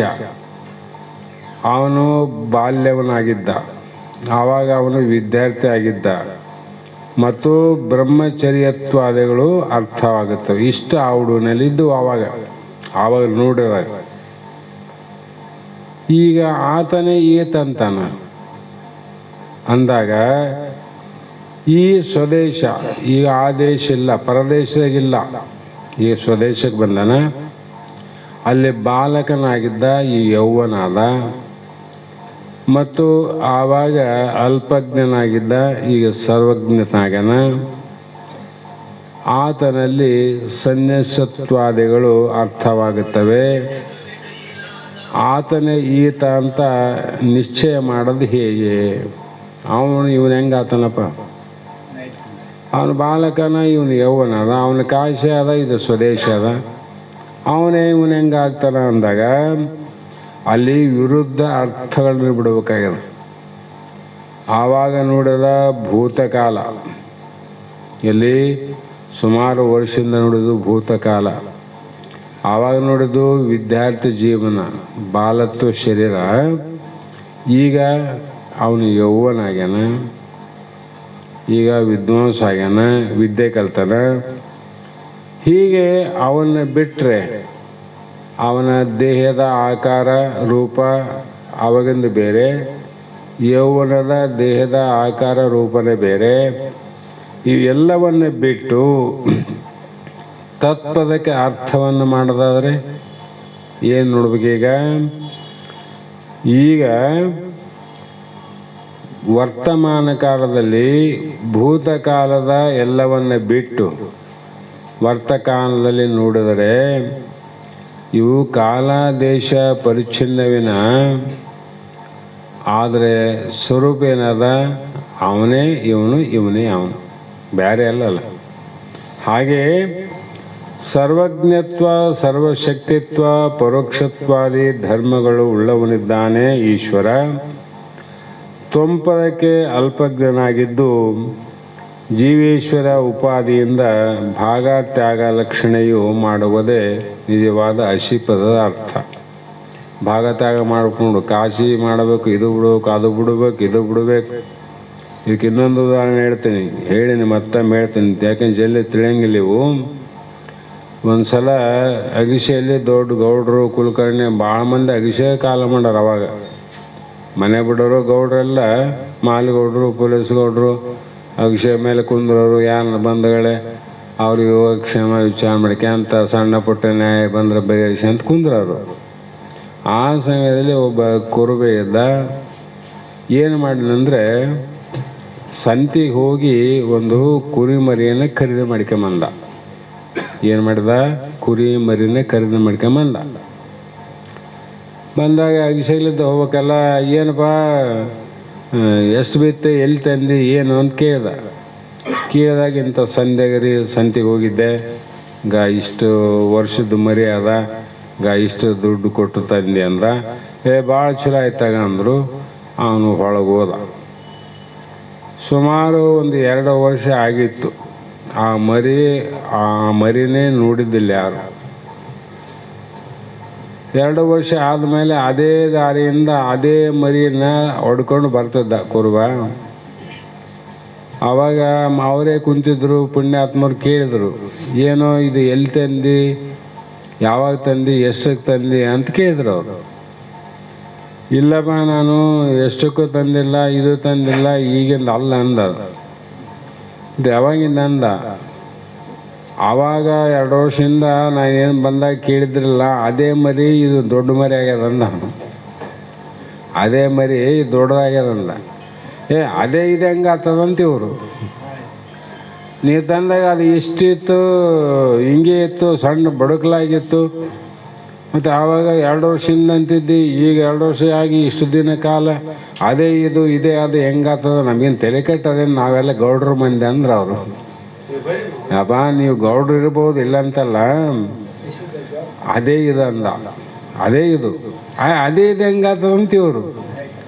ಆವಾಗ ನಾ ತಂದಾಗ ಅದು ಆ ಊರಲ್ಲಿ ತಂದಿದ್ದೆ, ತರುವಾಗ ಇಷ್ಟೇ ದುಡ್ಡು ಕೊಟ್ಟಿದ್ದೆ. ಈಗ ಅದರ 10 ಪಟ್ಟು ದುಡ್ಡು ಇದು ಬೆಲೆ ಬಾಳ್ತದ. ಮತ್ತು ಅದೇ ಇದೆ ಅಂತ ಹೆಂಗಂತಿದ್ದಿ, ಅದೇ ಬೆಲೆ ಈಗಿರ್ಬೇಕಾಗಿತ್ತಲ್ಲಂತ ಇವರು. ಅಲ್ಲಪ್ಪ ಆವಾಗ ಅದ್ರದ್ದು ಸಣ್ಣದಿತ್ತು, ಅದು ಬೆಲೆ ಕಡಿಮಿತ್ತು. ಈಗ ಅದೇ ಬೆಳೆದದ, ಅದೇ ದೊಡ್ಡದಾಗ್ಯದ, ಅದೇ ಇಷ್ಟು ಎತ್ತರ ಆಗ್ಯದ, ಕಟ್ಟಿ ಹಾಕಿ ಮೇಯಿಸಿ ಬಲಿಷ್ಠ ಆಗ್ಯದ. ಹಾಗಾಗಿ ಇದನ್ನು ಈಗ ಮತ್ತೆ ಮಾರಾಟ ಮಾಡೋಕ್ಕೆ ಹೊರಟಿನಂದ. ಆವಾಗ ಅವರಂದರು, ಅದೇ ಇದೆ ಅಂತ ಹೆಂಗೆ ನಂಬಬೇಕು ಅಂದರೆ, ಅದರ ದೇಹವನ್ನು ನೋಡೋದು ಬಿಡ್ರಿ, ಅವು ಸಣ್ಣದಿದ್ದು ದೊಡ್ಡದಾಗ್ಯದ ಅಷ್ಟೇ. ಅವು ಕೋಡ್ ಇದ್ರೆ ಈ ಕೋಡ್ ಬಂದದ, ಕೂದಲಿದ್ದ ಈ ಕೂದಲು ಬಂದವ, ಹೌದಿಲ್ಲ?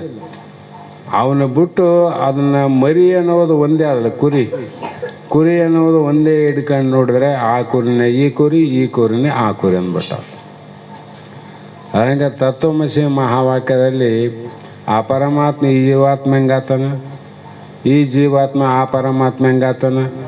ಅವನು ಸಣ್ಣವನಿದ್ದ ಹೆಂಗೆ ದೊಡ್ಡವನದ, ಆವಾಗ ದೊಡ್ಡವನಿದ್ದ ಈಗ ಸಣ್ಣವನು ಹೆಂಗಂದರೆ, ಇವೆಲ್ಲ ನಾಮರೂಪದ ವಾಚಾರ್ಥವನ್ನು ಬಿಡಬೇಕು.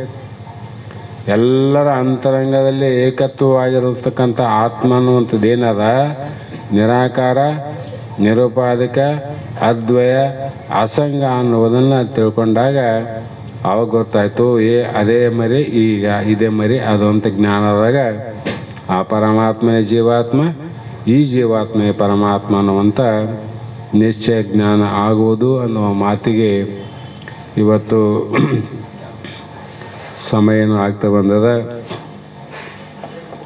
ಈಗಾಗಲೇ ಆಗಮಿಸಿದಂಥ ನಮ್ಮ ಶ್ರೀಯುತರಾದ ಶ್ರೀಮತಿ ರಾಮಲಕ್ಷ್ಮಿ ದಯಾಸಾಗರ್ ರೆಡ್ಡಿಯವರು ತಮ್ಮ ಕುಟುಂಬ ಸಮೇತವಾಗಿ ಈ ಪುಣ್ಯ ಕಾರ್ಯದಲ್ಲಿ ಆಗಮಿಸಿ, ಅವರು ಯಾವಾಗಲೂ ನಾವೆಲ್ಲ ಕೆಲವು ಜನ ಕಾರಣಗಳನ್ನು ಹುಡುಕಿ ಕಾರ್ಯ ಮಾಡ್ತೀವಿ. ಕಾರ್ಯವನ್ನು ಹುಡುಕಿ ಯಾವತ್ತೂ ಒಂದು ದಿವಸ ಕಾರಣ ಮಾಡೋದು. ಆದರೆ ಅವರು ಜೀವನದಲ್ಲಿ ಯಾವುದೋ ಒಂದು ಚಿಕ್ಕ ಸಣ್ಣ ಪುಟ್ಟ ಕಾರಣಗಳನ್ನೇ ಹುಡುಕಾಡ್ತಾರೆ. ಅವರು ಜೀವನದಲ್ಲಿ ಕಾರ್ಯಗಳನ್ನು ಹುಡುಕೋದಿಲ್ಲ, ಕಾರಣಗಳನ್ನು ಹುಡುಕ್ತಾರೆ. ಕಾರ್ಯ ಹುಡುಕಿ ಮಾಡೋದು ಬೇರೆ, ಕಾರಣವನ್ನು ಹುಡುಕಿ ಕಾರ್ಯ ಮಾಡೋದು ಬೇರೆ. ಹಾಗಾಗಿ ಪ್ರತಿಯೊಂದು ತಮ್ಮ ಜೀವನದಲ್ಲಿ, ಕುಟುಂಬದಲ್ಲಿ ಯಾವುದೇ ಒಂದು ಸಣ್ಣ ಸಣ್ಣ ಕಾರಣಗಳನ್ನು ಆಧಾರವಾಗಿಟ್ಟುಕೊಂಡು ಪುಣ್ಯ ಕಾರ್ಯವನ್ನು ಮಾಡುವುದೇ ಒಂದು ದೊಡ್ಡ ಗುರಿ. ಅದು ಕಾರಣ ಸಣ್ಣದೇ ಇರಲಿ ದೊಡ್ಡದೇ ಇರಲಿ, ಆದರೆ ಪುಣ್ಯ ಕಾರ್ಯ ಅನ್ನುವುದು ಬಹಳ ಅಮೋಘವಾದದ್ದು. ಹಾಗಾಗಿ ಅವ್ರ ಬಗ್ಗೆ ನಾನು ಹೆಚ್ಚು ಹೇಳೋಂಗಿಲ್ಲ. ಬೇರೆಯವ್ರ ಬಗ್ಗೆ ಬಹಳ ಮಾತಾಡೋಕ್ಕೆ ಅವಕಾಶ ಸಿಗ್ತವೆ. ಕಾರಣ ಅವರು ಮಾಡಿದ ಕಾರ್ಯಗಳು ಒಂದಲ್ಲ ಎರಡಲ್ಲ, ನಮಗೆಲ್ಲ ಗೊತ್ತಿದ್ದ ಹಾಗೆ ಇವತ್ತಿನ ದಿನ ಶ್ರೀಮತಿ ಡಾಕ್ಟರ್ ಪ್ರಿಯಾಂಕಾ, ಶ್ರೀಯುತ ಡಾಕ್ಟರ್ ಅನುದೀಪ್ ರೆಡ್ಡಿಯವರ 2ನೇ ಮಗಳ ಹುಟ್ಟುಹಬ್ಬದ ನಿಮಿತ್ತವಾಗಿ ಆ ಒಂದು ಕಾರಣವನ್ನು ಇಟ್ಟುಕೊಂಡು ನಿನ್ನೆಯಿಂದ ಬಹಳ ಬಹಳ ವಿನಯದಿಂದ ವಿನಮ್ರತೆಯಿಂದ ನಮ್ಮ ಬಳಗದ ಯಾವ ಬಸವಾನಂದರ ಬಳಗ ಭಕ್ತರ ಸಮೂಹ ಎಲ್ಲರೂ ಕೂಡಿ ಈ ಪುಣ್ಯ ಜನರ ಮುಮುಕ್ಷುಗಳ ಮಧ್ಯದಲ್ಲೇ ಈ ಕಾರ್ಯವನ್ನು ಮಾಡೋದು ಅತಿ ಯೋಗ್ಯವಾದದ್ದು ಅಂತ ತಿಳ್ಕೊಂಡು ಅವರು ಈ ಕಾರ್ಯವನ್ನು ಮಾಡಬೇಕಾದ್ರೆ ಎಲ್ಲೆಲ್ಲಿ ಹೋಗಿ ಮಾಡಬಹುದಾಗಿತ್ತು, ಇಲ್ಲ ಅಂತಲ್ಲ.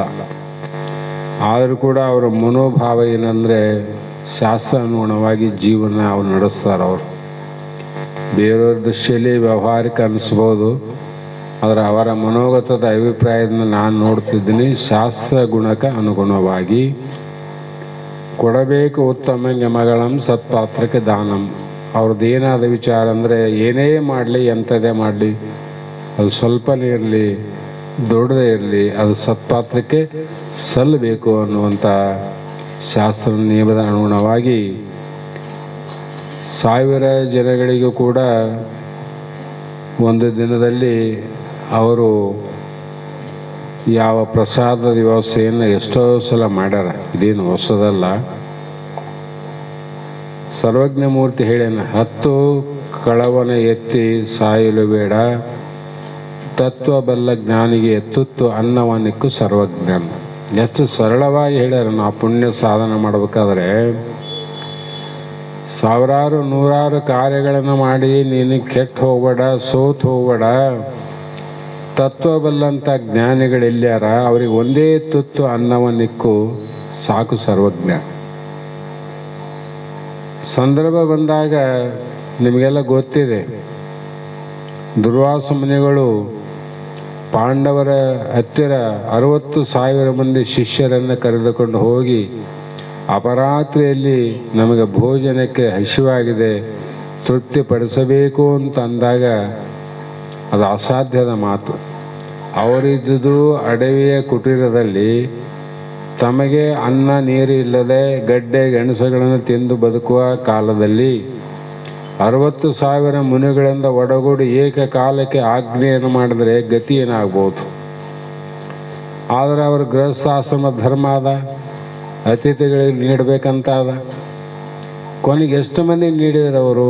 ಶ್ರೀಕೃಷ್ಣನಿಗೆ ಪಾತ್ರೆ ಎಳೆದು ಬಿಟ್ಟಂಥ ಒಂದು ಅನ್ನದ ಅಗುಳನ್ನು ಒಬ್ಬ ಶ್ರೀಕೃಷ್ಣನಿಗೆ ಕೊಟ್ಟಂಥ ಸಂದರ್ಭದಲ್ಲಿ 60,000 ಮಂದಿ ಶಿಷ್ಯರಿಗೆ ತೃಪ್ತಿ ಆಯ್ತಂದರೆ ಸತ್ಪಾತ್ರಕ್ಕೆ ಕೊಡಬೇಕು ಅನ್ನುವಂಥ ವಿಚಾರದಲ್ಲಿ ಎಷ್ಟು ಮಹತ್ವ ಅದನ್ನು ನೀವು ವಿಚಾರ ಮಾಡಿರಿ, ಎಷ್ಟು ಮಹತ್ವ ಇರ್ಬೋದು ಅಂತ. ಹಾಗಾಗಿ ಅವರ ಜೀವನದಲ್ಲಿ ಈ ಕಾರ್ಯವನ್ನು ಮಾಡ್ತಾ ಬಂದಿದ್ದು ನಾವು ಕೂಡ ಆಗಲಿ, ನಿಮ್ಮ ಇಚ್ಛೆ ಏನದ ಅದನ್ನು ಪೂರೈಸ್ರಿ ಅಂತ ಹೇಳಿದ್ದೀವಿ. ಆ ಒಂದು ಮಗುವಿಗೆ ಮತ್ತು ಆ ಮಗುವನ್ನು ಹೆತ್ತಂಥ ತಂದೆ ತಾಯಿಗಳಿಗೂ ಮತ್ತು ಅವರ ಕುಟುಂಬ ವರ್ಗದ ಎಲ್ಲ ಹಿರಿಯ ಸದಸ್ಯರಿಗೂ ಆ ಸದ್ಗುರುನಾಥ ಸಿದ್ಧಾರೂಢ ಮಹಾಸ್ವಾಮಿಗಳ ಆದಿಯಾಗಿ ಸಕಲ ಸಂತ ಮುನಿಗಳ ಕೃಪಾ ಆಶೀರ್ವಾದದೊಂದಿಗೆ ಜೀವನದಲ್ಲಿ ಆ ಮಗುವಿಗೆ ಹೆಚ್ಚಿನ ಆರೋಗ್ಯ ಆಯುಷ್ಯವನ್ನು ಕೊಡಲಿ, ಒಳ್ಳೆಯ ವಿದ್ಯಾ ಬುದ್ಧಿಯನ್ನು ಕೊಟ್ಟು ಅವರ ಮನೆತನದ ಏನು ಸಂಪ್ರದಾಯ ಅದ ಆ ಸಂಪ್ರದಾಯ ಎಲ್ಲವೂ ಕೂಡ ಆ ಮಕ್ಕಳಲ್ಲಿ ಬೆಳೀಲಿ, ಜಗತ್ತಿಗೆ ಉಪಕಾರವಾಗಲಿ ಅಂತಕ್ಕಂಥ ಮಾತನ್ನು ಹೇಳ್ತಾ ಈ ಕಾರ್ಯ ಮಂಗಲ ಆದ ನಂತರ ಅವರ ಅತಿ ಭಕ್ತಿಯಿಂದ ಪ್ರೇಮದಿಂದ ತಂದಂಥ ಉಪಹಾರವನ್ನು ಯಾವ ಪ್ರಸಾದವನ್ನು ಸ್ವೀಕರಿಸಿ ಆ ಮಗುವಿಗೆ ನಾವು ನೀವೆಲ್ಲರೂ ಕೂಡಿ ಶುಭವಾಗಲಿ, ಒಳ್ಳೆಯ ವಿದ್ಯಾವಂತಳಾಗಲಿ, ಅವನ ಗುಣ ಧರ್ಮಗಳು ಎಲ್ಲವೂ ಕೂಡ ಮಕ್ಕಳಲ್ಲಿ ಬೆಳೀಲಿ, ಇದೇ ಕೀರ್ತಿ ಇದೇ ಜ್ಞಾನ ಸರ್ವವನ್ನು ಭಗವಂತ ಕಲ್ಪಿಸಲಿ ಅಂತಕ್ಕಂಥ ಒಂದು ವಿಜ್ಞಾಪನೆಯನ್ನು ಆ ಪರಮಾತ್ಮನಲ್ಲಿ ಬೇಡಿಕೊಳ್ಳುತ್ತಾ ಸಮಯ ಆದ ಕಾರಣ ಇವತ್ತಿನ ಶಾಸ್ತ್ರದ ವಾಕ್ಪುಷ್ಪಗಳನ್ನು ಗುರುಪಾದಕ್ಕೆ ಸಮರ್ಪಿಸಿ ಮಂಗಲವನ್ನು ಮಾಡಿ ಪ್ರಸಾದವನ್ನು ಸ್ವೀಕಾರ ಮಾಡೋಣ. ಏನು ಸರ್? ಹಾನ್ರಿ.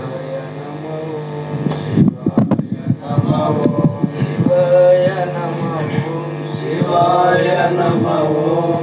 ಗುರುವಿನ ಕರುಣೆಯ ಆಗಬೇಕಾದರೆ ಗುರುವಿನ ಕರುಣೆಯ ಆಗಬೇಕಾದರೆ ಗರ್ವವ ಬಿಡಬೇಕು. ಗುರುತರ ಸುಖವನ್ನು ಆಗಬೇಕಾದರೆ ಗುರುತರ ಸುಖವನ್ನು ಆಗಬೇಕಾದರೆ ಶರೀರವನ್ನು ಬೇರಿಡಬೇಕು. ಶರೀರವನ್ನು ಬೇರೆ ತಿಳಿಬೇಕು. ಗುರುವಿನ ಕರುಣೆಯ ಆಗಬೇಕಾದರೆ ಗರ್ವವ ಬಿಡಬೇಕು. ಗರ್ವವ ಬಿಡಬೇಕು. ಹುಸಿಕಿಟನೆಂಬುದು ಅರಿಯಬೇಕಾದರೆ ಹುಸಿಕಿಟನೆಂಬುದು ಅರಿಯಬೇಕಾದರೆ ಹಸನಾದವರ ಸಂಗ ಇರಬೇಕು. ಹಸನಾದವರ ಸಂಗ ಇರಬೇಕು. ಶಶಿಧರನ ಕೃಪೆ ಆಗಬೇಕಾದರೆ ಶಶಿಧರನ ಕೃಪೆ ಆಗಬೇಕಾದರೆ ಶಿಶುವಿನಂತೆ ಮೊರೆ ಇಡಬೇಕು. ಶಿಶುವಿನಂತೆ ಮೊರೆ ಇಡಬೇಕು. ಗುರುವಿನ ಕರುಣೆಯ ಆಗಬೇಕಾದರೆ ಗರ್ವವ ಬಿಡಬೇಕು. ಗರ್ವವ ಬಿಡಬೇಕು. ಕರ್ಣದ ಸುದ್ದಿಯು ಆಗಬೇಕಾದರೆ ಕರುಣದ ಸುದ್ದಿಯು ಆಗಬೇಕಾದರೆ ಕಾಮದಿಯರನ್ನು ಒಡಿಬೇಕು. ಕಾಮದಿಯರನ್ನು ಒಡಿಬೇಕು.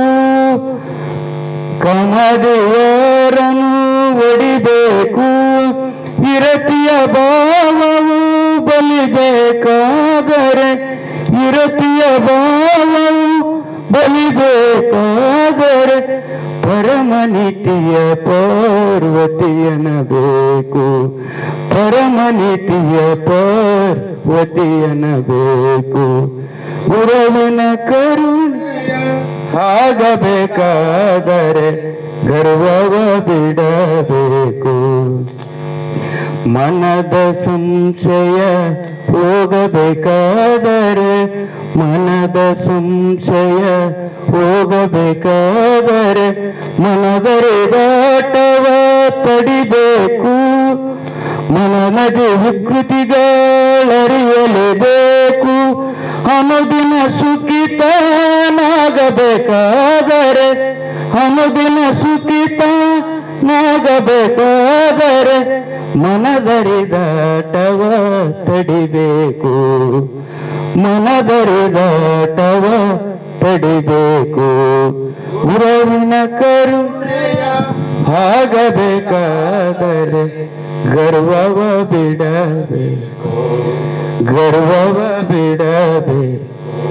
ಮರಣದ ಭೀತಿಯು ಹೋಗಬೇಕಾದರೆ ಮರಣದ ಭೀತಿಯು ಹೋಗಬೇಕಾದರೆ ಶರೀರ ಯಾಮವ ಕೆಡಬೇಕು. ಶರೀರ ಯಾಮವ ಕೆಡಬೇಕು. ಮರವೆಯ ಮೂಲವು ಸುಡಬೇಕಾದರೆ ಮರವೆಯ ಮೂಲವು ಸುಡಬೇಕಾದರೆ ಹರವಿನ ಬೆಂಕಿಯ ಇಡಬೇಕು. ಹರುವಿನ ಬೆಂಕಿಯ ಇಡಬೇಕು. ಗುರುವಿನ ಕರುಣೆಯ ಆಗಬೇಕಾದರೆ ಗರ್ವವ ಬಿಡಬೇಕು. ಗರ್ವವ ಬಿಡಬೇಕು.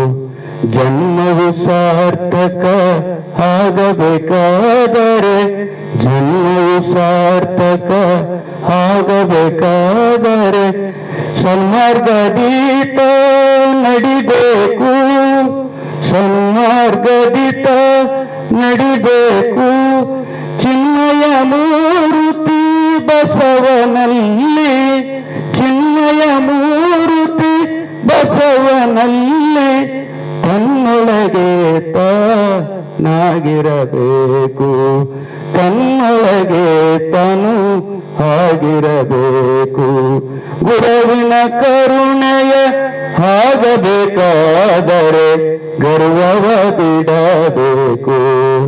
ಗುರುತರ ಸುಖವನು ಆಗಬೇಕಾದರೆ ಗುರುತರ ಸುಖವನು ಆಗಬೇಕಾದರೆ ಶರೀರವನ್ನು ಬೇರಿಡಬೇಕು.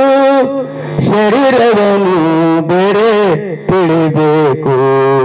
ಶರೀರವನ್ನು ಬೇರೆ ತಿಳಿಬೇಕು. ಶಿವಾಯ ನಮಃ ಓಂ. ಶಿವಾಯ ನಮಃ ಓಂ. ಶಿವಾಯ ನಮಃ.